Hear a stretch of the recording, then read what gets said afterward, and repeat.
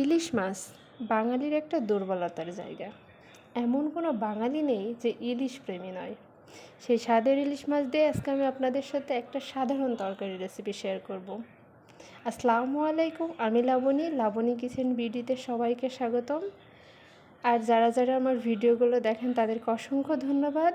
এভাবেই আমার পাশে থাকবেন, সাপোর্ট করবেন, ইনশাল্লাহ আমিও আপনাদের সাপোর্ট করব। প্রথমে আমি ইলিশ মাছগুলো ভেজে নিয়েছি। ইলিশ মাছটা সবসময় হালকা ভাজলেই খেতে টেস্ট লাগে। এরপর আমি বেগুনগুলো খুব ভালো করে ধুয়ে নিয়েছি। এখানে আমি সবসময় বাটা মশলায় রান্না করতে পছন্দ করি, যার কারণে আমি এখানে আগে থেকেই মশলাগুলো বেটে নিয়েছি।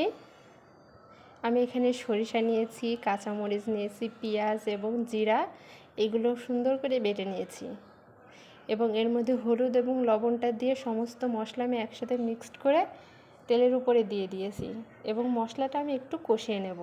বেগুনটা সাধারণত আমাদের অঞ্চলে সবাই আমি দেখি এটা হচ্ছে বলকে দিয়ে রান্না করে, মানে যেটাকে আপনার হচ্ছে পানিটা গরম করে লবণ হলুদটা দিয়ে পানিটা ফুটন্ত করে তারপর রান্না করে।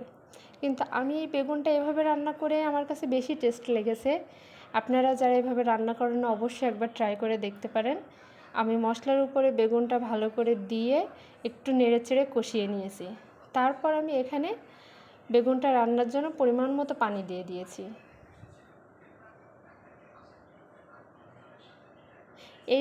এভাবে যদি বেগুনটা রান্না করা হয় তাহলে এতে হলুদের পরিমাণটা ঠিকঠাক থাকে, কখনো বেশি হয়ে যাওয়ার সম্ভাবনা হয় না। আমার কাছে সবসময় এভাবে বেগুনটা রান্না করলে টেস্টটা বেশি ভালো মনে হয়। এভাবে আমি পরিমাণ মতো পানি দিয়ে দিয়েছি। এবার এই পানিতে আমি বেগুনটা পুরো পরিপূর্ণভাবে রান্না করে নেব। পানিটা একটু ফুটে আসলে আমি এর মধ্যে ভেজে রাখা মাছগুলো দিয়ে দেব। আমার কিন্তু মনে হয় ইলিশ মাছ সব তরকারির সাথে খুব বেশি টেস্টি হয় না। আমার তো মনে হয় বেগুন, কাঁচকলা, কচুরমুখী এগুলোর সাথে ইলিশ মাছ যতটা টেস্টি হয়, অন্যান্য তরকারির সাথে আমার মনে হয় যে ইলিশ মাছটা এতটা টেস্টি হয় না। আপনাদের কি ধারণা? অবশ্যই সেটা কমেন্ট করে জানাবেন। আর আমরা সবাই সবার পাশে থাকবো, এগিয়ে যাব। এভাবেই আমরা সবাই আমাদের পেজটাকে অনেক বড় জায়গায় নিয়ে চলে যাব ইনশাল্লাহ।